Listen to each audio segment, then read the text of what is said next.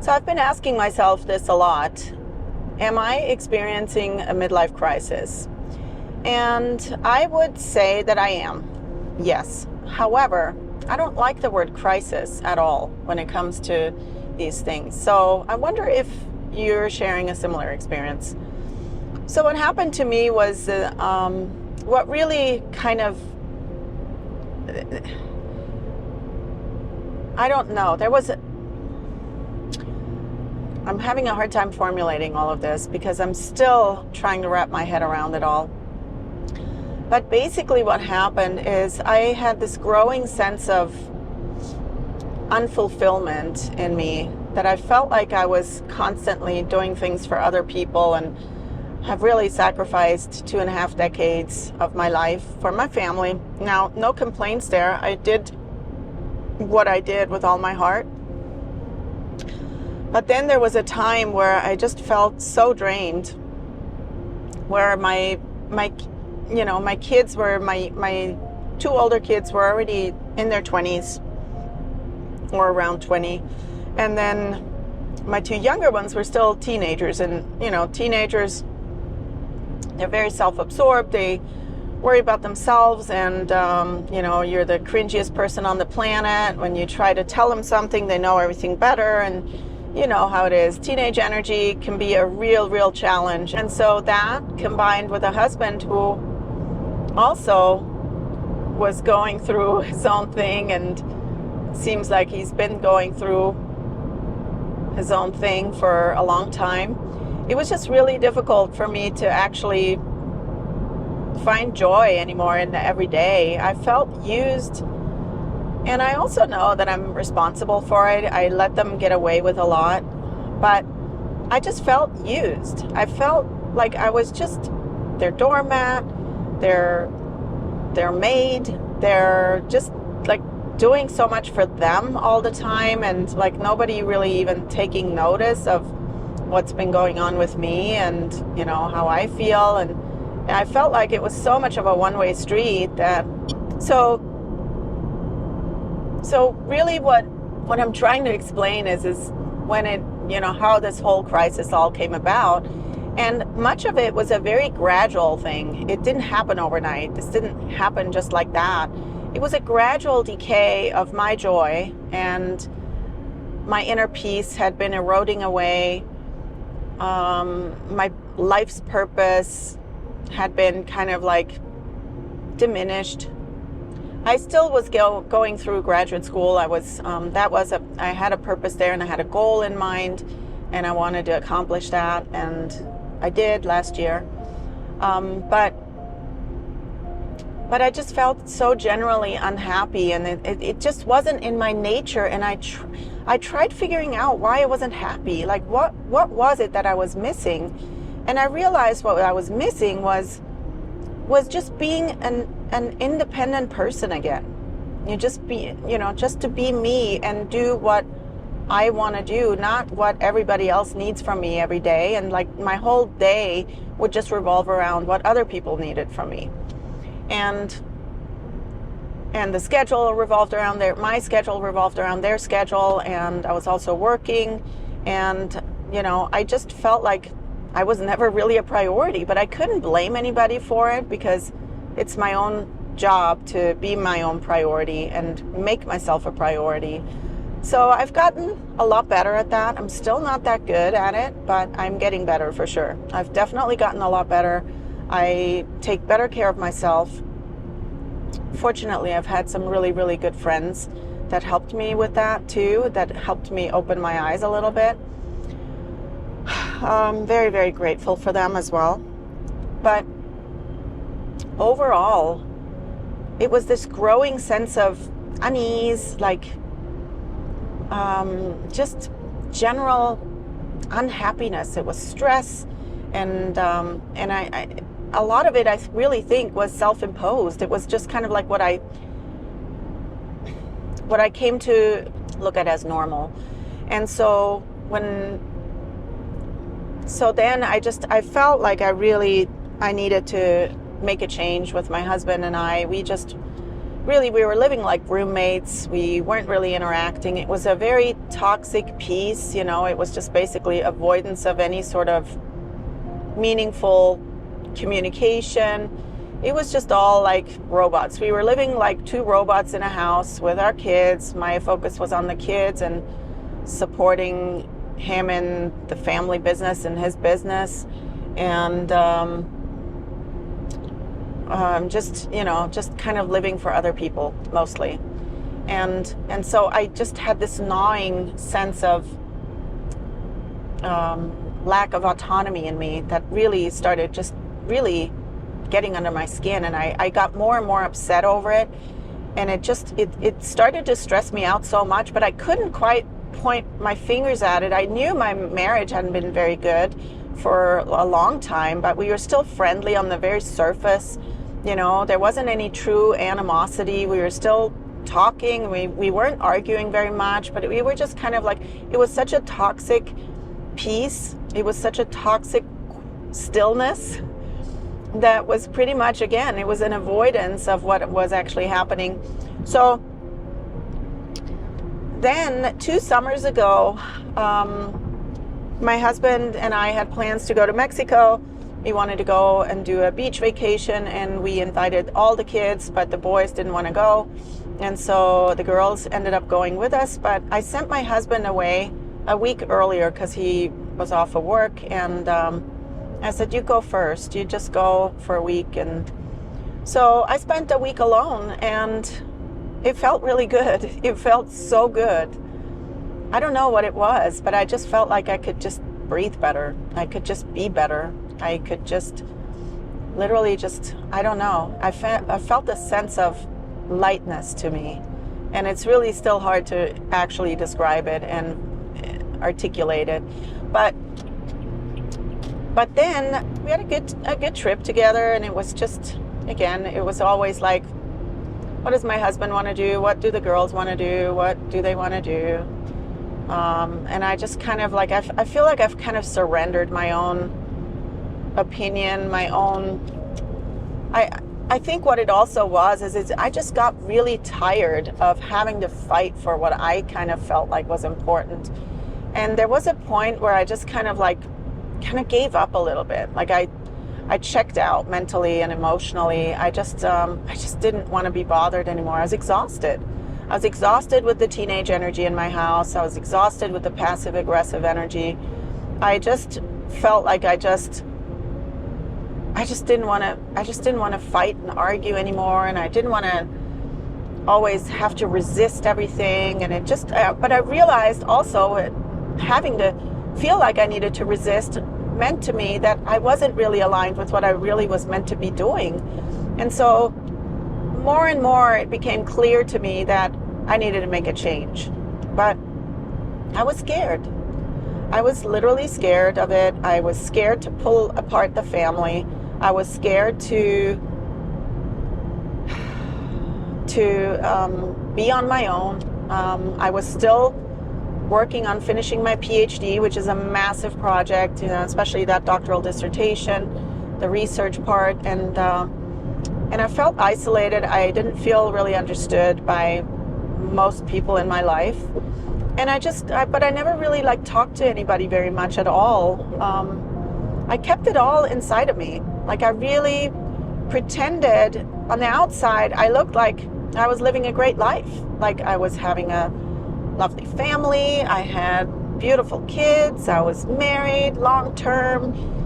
We had a thriving business, and life seemed to be like perfect. Like I can't tell you how many times people have told me couples goals, marriage goals, blah blah blah, and I was like, if you only knew. If you only knew how I actually feel inside, you'd be shocked. I went along with everything, and I just got more and more unhappy because I knew there was such a divergence between what I actually felt and what I was supposed to feel. And that's where it really got kind of difficult for me. So I was so torn. I was struggling with this whole dilemma that I was in. Should I stay? Should I go? What should I do? What am I gonna do? How is my life gonna be? I was scared. there was a big part of it was fear of the unknown, and also the fear of not knowing who I really was anymore. So yeah, that was a big deal. It kind of really derailed me. It just kind of like, it unsettled me so much that it made me anxious, made me really unhappy, and it made me sad. It kind of made me depressed, and I was thinking, is this it? Is this the life that I signed up for? Is this what I'm going to get out of it? Like, just accept what is okay. And I just really struggled with that. I didn't feel like it was the right thing to do, but then I didn't know what to do about it either. I didn't have the courage, certainly, to do anything about it just yet. And my husband kept talking about wanting to buy a bigger house. He wanted a bigger garage so he could tinker with his cars and his toys, and he wasn't happy where he was. And I said to him, look, I don't really want to move. I'm about to finish my PhD. Maybe we'll do it after. But to me, and I realized too, that getting that PhD was really just an excuse. It was an excuse for me to be preoccupied with something that I didn't need to face, that decision that was already so clear in a way, but also so fuzzy at the same time. It's really difficult to explain. I knew I had to go through it, but I was also so scared, and I was scared of the consequences for my family, for my kids. Yeah, it was a really scary time for me. It was unsettling, to say the least. But at the same time, I was always counting my blessings. You know, I lived in a nice house. I was working, I was healthy, everything was good in my life in a way too. On a surface level, everything was good, except my heart. My heart was not good. My heart was broken, for one, and that was something I never could recover from. But I also chose not to do anything about it. So I felt stuck, and I felt the urge to do something, but I didn't know what, and I didn't know what I could actually do to move on. So then something happened. On this flight back from our vacation from Mexico, we were flying back from Cancun via Phoenix to San Diego.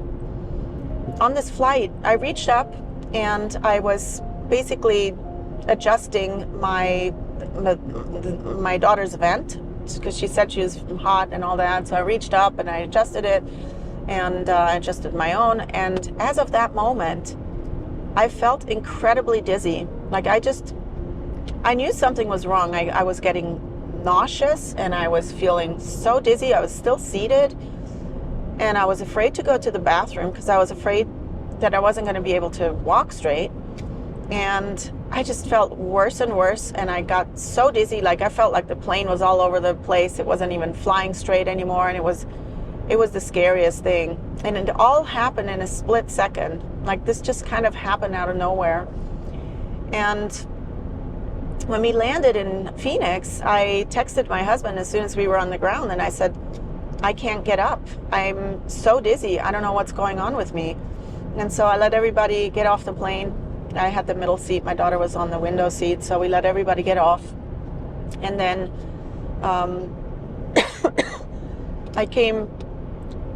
I was wobbling basically to the front of the plane. I grabbed my bag. I was able to do that, but I was barely able to do it. And I really could not walk straight. And my husband got all freaked out, and he thought there was something catastrophically wrong too, just the way I did. And I thought maybe it's just vertigo, but maybe it's not. Maybe it's something worse. So then I was able to somehow get home. I was vomiting. I was getting so nauseous from the vertigo that I experienced that I was just getting so sick from it that it was a terrible feeling. And we went to the ER the next day because I still wasn't any better. And they checked me out. They did all the scans and everything was normal. They didn't feel anything was like wrong with my brain. They didn't think I had a stroke or anything like that. So we ruled out all the bad stuff. but I still wasn't getting better. And they said, you do these maneuvers, you know, the Epley maneuvers and all of that. And I did that religiously, and I still wasn't getting better. And then a few days later, it dawned on me, I had been so preoccupied with just my equilibrium and just being able to actually stay upright and not vomit, that it didn't dawn on me that I had lost my hearing on the left side. I couldn't hear. It dawned on me a few days later that I could not hear out of my left ear. And I said, well, I was so preoccupied with all the dizziness that I didn't even like pay attention to that. Like I had no idea. And I also had tinnitus, like crazy tinnitus. But again, the equilibrium part was just like the most acute problem that I was facing that I didn't actually realize. I had other problems. I had tinnitus, and I had this hearing loss too, this sudden hearing loss. And so I went back to my PCP, and they checked me out, and they said I need to go do a hearing test, and I did the hearing test a little bit later, and the audiologist sent me straight to the ENT on call. She said, you need to definitely do something about it. So he gave me a transtympanic injection, which is a shot through the eardrum, and lo and behold, I was feeling a lot better the next day. Like even the same day, a few hours later, I was feeling a lot better, and I was like, getting my life back. And also 2 days later, I had an eye surgery scheduled. I was doing the PRK surgery, which is like LASIK it's the older version of LASIK. And I thought, okay, now I can do it. I can handle it, and I can recover from both, no problem. Well, what I didn't take into consideration is that my eyes were actually the only functioning thing between my ear and my brain. I ended up doing the eye surgery, and then it was like back to square one. I literally felt just as dizzy as I had felt about a week prior ever since. And because my eyes no longer, I had to keep my eyes closed for 2 days straight. And then I really didn't know where I was anymore, what was up and down, and it was just like back to square one. It was horrendous. It was a terrible feeling.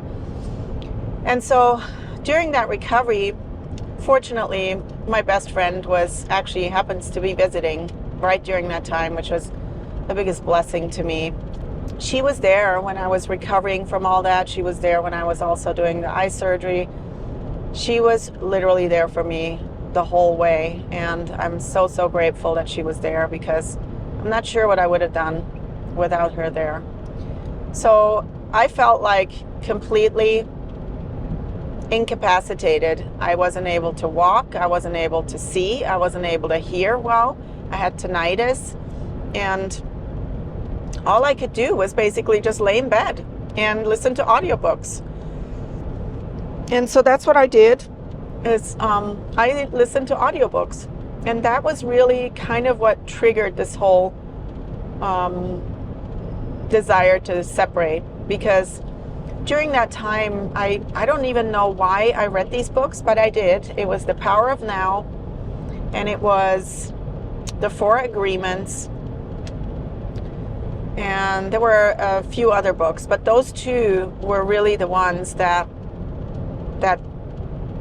really hit home for me, that opened my eyes, not literally, but they really awakened my spirituality all over again. And I felt like I finally was starting to understand what was happening in my life. And I realized during that time that I had just been living in the past for so long. I had been stuck in the past in an idealized version of my marriage that I was still hoping to get back, that it wasn't there, it was all an illusion, that it really would never get there again. And yeah, it was like my bubble just kind of burst, and I realized, wow, here I am. I'm completely, basically disabled, at least temporarily, And I was unable to function and really do anything for anybody. I couldn't drive. I couldn't, not even a thought of that. But I was completely worthless in a way. I was just laying in bed. And that was really tough. And it really did wake me up to the kind of life that I had been living for so long, and that I didn't want to live that way anymore. It changed how I feel about life and how I felt. And I realized that I wasn't living in the present. I was either stuck in some future that hasn't happened yet, or I was stuck in the past, especially in very painful experiences that kept haunting me over and over and over. And I just couldn't let them go. I kept thinking one day they'll go away, but I realized it was my own way of thinking about it that caused it. So once I realized that I needed to just be firmly planted in the present, I started to practice that. And I realized my present is not what I want it to be. It's not what I want it to be.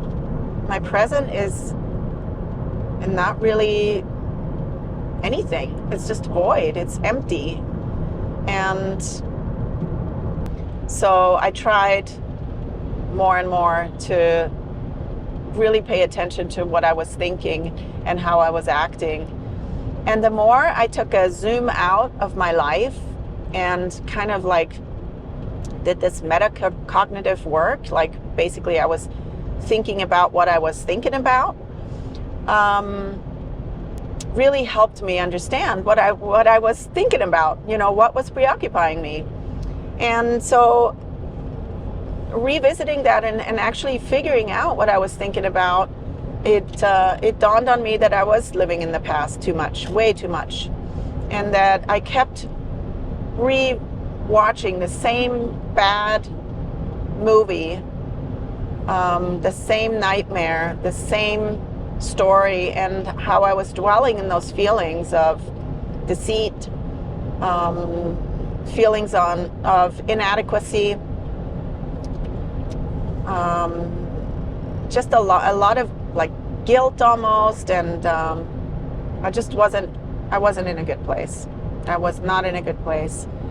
And also the assumptions that I'd been making that, eventually people will figure out that a relationship takes two people to work. I was just assuming way too much. And I'm still figuring all of this out. So I don't have it all figured out yet, but I'm working on it. So yeah, that was basically that whole illness was really the trigger. That woke me up. It woke me up to how I didn't want to live anymore. And so I knew how I didn't want to live anymore, but I didn't know how to execute all of this. And I was too scared to bring that up. And so I kept on putting it off. I said, well, when I finish my PhD, then maybe we can talk about the house and all that. And my husband just got exceedingly unhappy with the situation he was in, and he needed a new environment to live in. And then eventually, about in September, I think it was, eventually I said, I'm not going to move with you. If you buy a new house, I'm not going to move in with you. It's not about the house. It's not about the timing. It's about us not being a good couple anymore together. We're not good for each other. And that was a big blow, I think, for him. And I realized that he really didn't see that coming. He didn't think that I would ever have the courage probably to make this change, because he kept saying, well, you're just so unhappy, why don't we just get divorced? And I would just think to myself, how the heck are we going to do that? I was just, it seemed like such an impossible thing. It was just something that kept gnawing on me, and I didn't quite know how to actually resolve it. I didn't have the courage. That was really it. I didn't have the courage. I was thinking my life's going to be over if I do this. And then when I did say that, that I didn't want to live with him anymore. Well, it didn't go well. Definitely didn't go well. And I won't get into any details on that story. Maybe that's for a later time, but certainly not right now. But I felt good in a way, and I also felt this great sense of grief. I felt like that was it. That was the beginning of the end.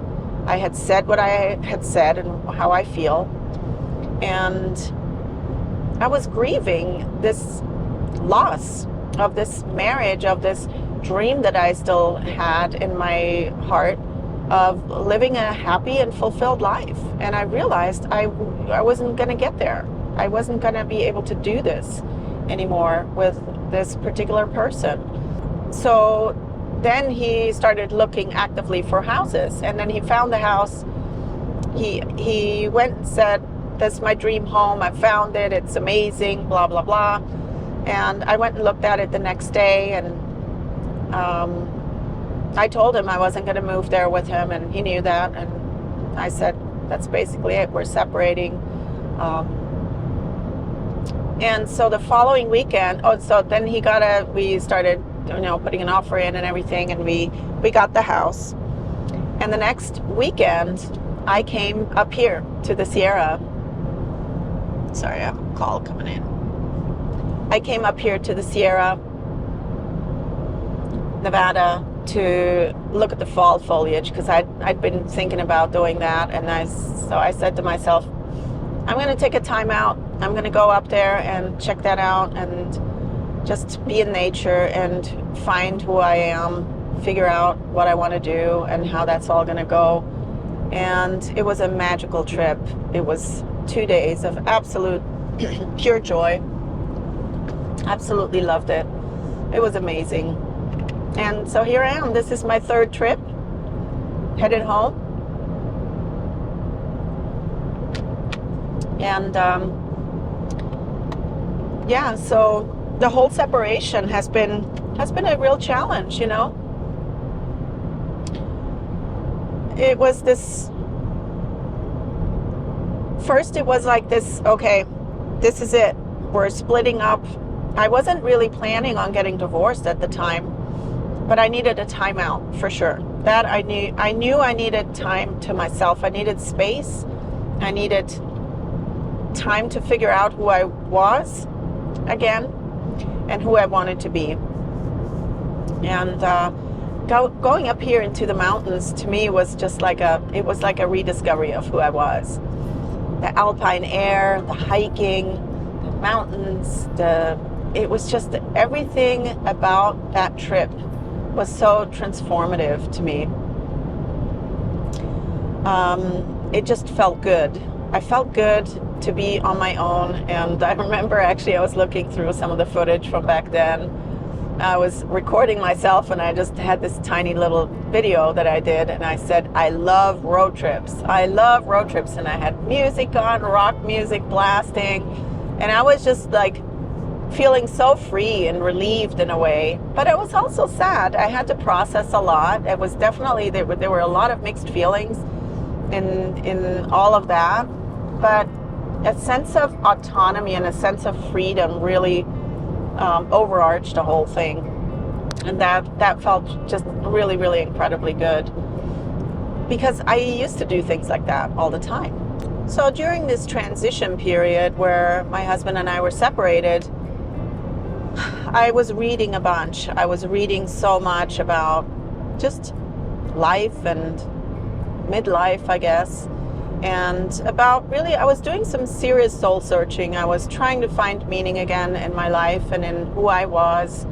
And it was a very powerful time for me. I spent a lot of time by myself, but I also spent a lot of time just being sociable and hanging out with my friends. And what was interesting to me was that once I made that decision and I freed myself again from quote unquote from the chains of my marriage, where I felt like I could now do what I wanted to do,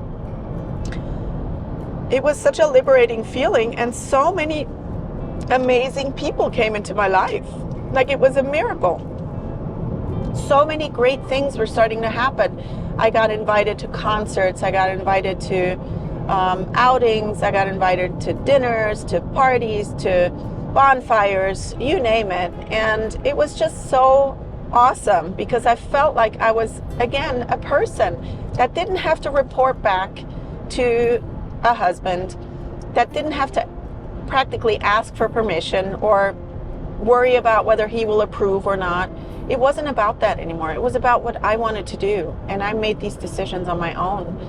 And that felt so good.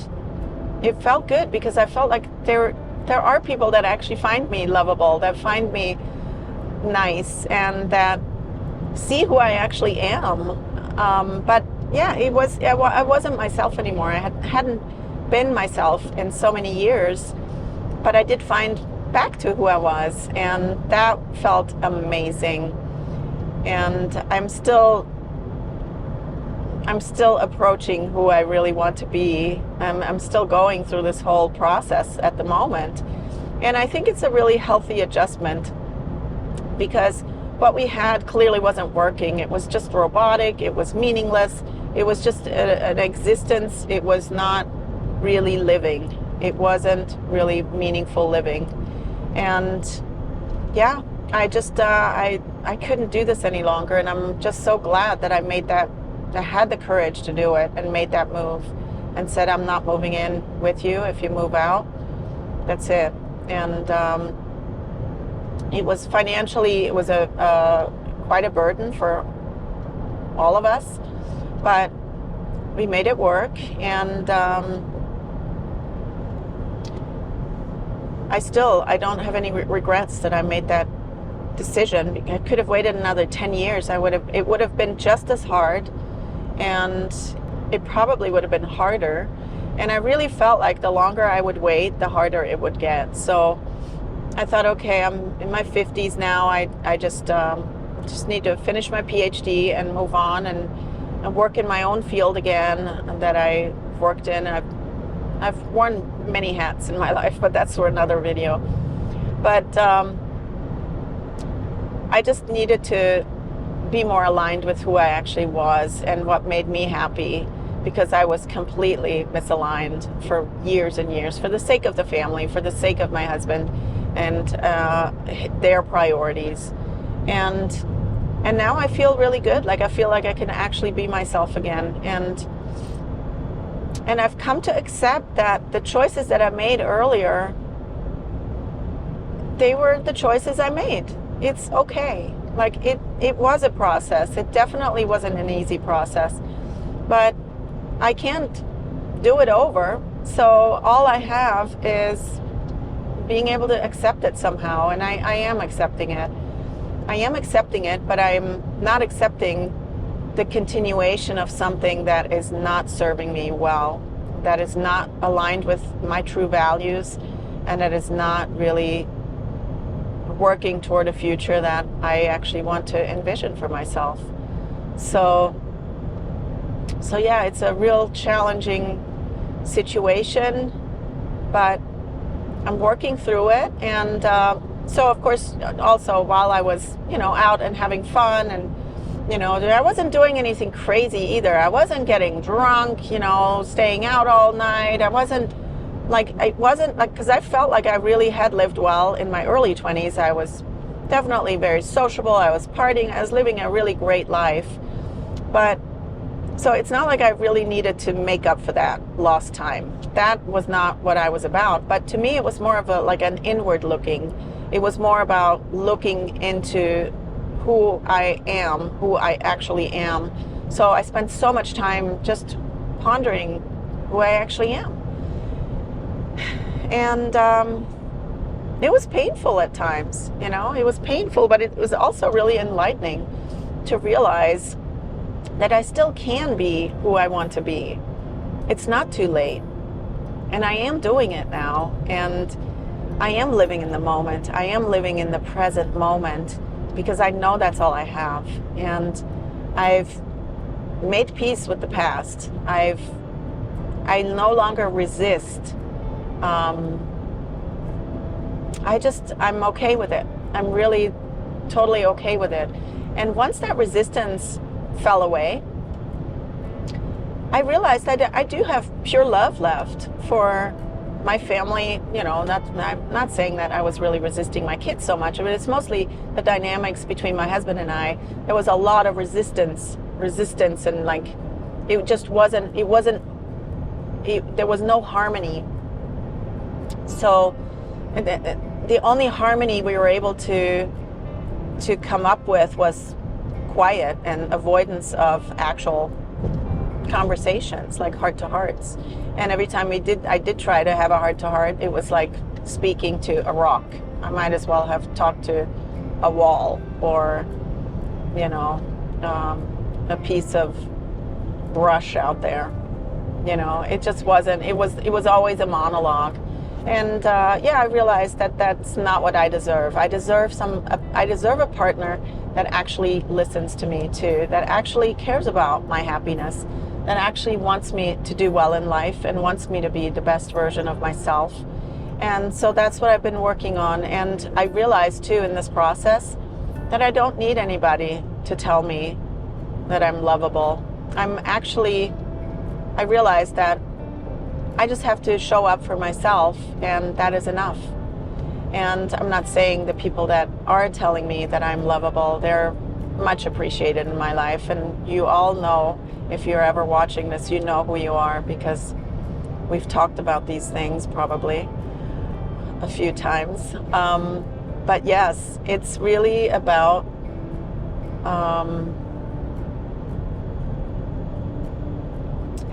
feeling lovable again. It's about feeling that love, and that love for myself. And so the self-love portion of all of this transformational work that I've been doing has been hugely beneficial to me. And I see myself very differently again. I see myself as a worthy human being that is worthy of a good life. And I'm capable, I'm loving, I'm driven. I thought that was the police, but nope. Yeah, I know that I deserve a good life. I just know that. But I didn't know that anymore. I really didn't know that anymore. Like, can you believe that I just felt like I didn't deserve any better? Like, why? Why? But I know I do, because I have a good heart and I care about other people so much, to the point that I do forget myself. And just only recently have I started thinking about my own needs more again, and I encourage you to do the same.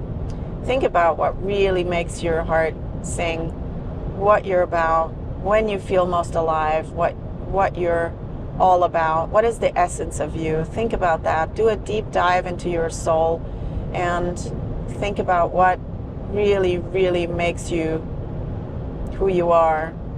And don't worry about anybody else's opinions, because that's what got me for so long. It was always that worry about other people's opinions. Like, why did I even bother? Why did they matter? Why did I give them so much mental real estate, you know? So that was really something that I've been thinking about so hard lately. And I know I'm still working on it. There's still more that I need to sort out in my own head and in my heart. But I'm on a good path, and I feel really strongly about having made this move. I know it's a move for the better, because I know my mental health is way better, and I know my peace is way better. Like, my inner peace is way better now. So that is a really important thing.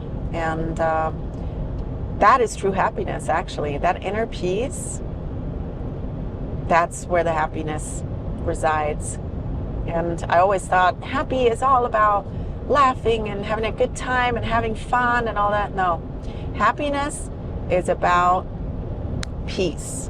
Peace is the real happy ingredient, number one. And yes, my gosh, why did it take me so long to figure this out? Why did I have to turn 50 plus until I figured that out? I don't know, but I did figure it out. So At the end of the day, it doesn't matter how long it takes you to figure it out. And hopefully you are in a really great marriage, in a really great relationship where you feel loved and feel heard and feel seen. I hope that you don't have to go through what I'm going through or what I've been through. I hope that you have a really good, thriving relationship. I wish that for everybody. And if it happens for me, great. And if it doesn't, I'm okay with that now too. I really am at peace. And that's what's so awesome, because I feel like that inner peace that is stemming from accepting myself for who I am and actually loving myself for who I actually am. I'm an actually very simple mind. I'm a simple being. But accepting myself for that is huge. It feels so good. So during that time that I was very sociable and making new friends and being more out and about and being more active in the community and just being seen and heard more, I guess, by other people, was also a time that I felt where I needed to post more on social media. So I was like, it was like my reinventing myself, you know. I was kind of like, yeah, just kind of like seeing who I actually was. And I was presenting myself to the world as myself again, as my own person. So I was doing fun stuff the way I used to. I was not going overboard with anything, but I was just showing what mattered to me, what was meaningful to me. And I showed that off to the world. And you can imagine that my husband and his family were all up in arms about it. And, you know, everybody was talking about my midlife crisis and yada, yada, yada. And I just kind of heard through the grapevine that they all thought I was just having a raging midlife crisis, which I really didn't. I was still a very responsible person. It wasn't a crisis. I felt like the crisis was finally being resolved. The crisis I'd been living in for so long, this discontent, this unease, this discomfort that I was feeling in my heart, I felt like the crisis was over. That's how I felt. So to me, it was like a midlife crisis relief in a sense. It was a midlife celebration. I felt alive again. I felt like I was actually like living. I was living again. I wasn't just existing and sharing real estate with another person. I was truly leading a purposeful life. I was able to get up whenever I've always been an early morning person. I would get up early and I'd listen to my favorite music. I'd sit still, and I didn't have just noise in my life. I was able to just get rid of all the chatter, and it was also a lot of mental chatter that I got rid of.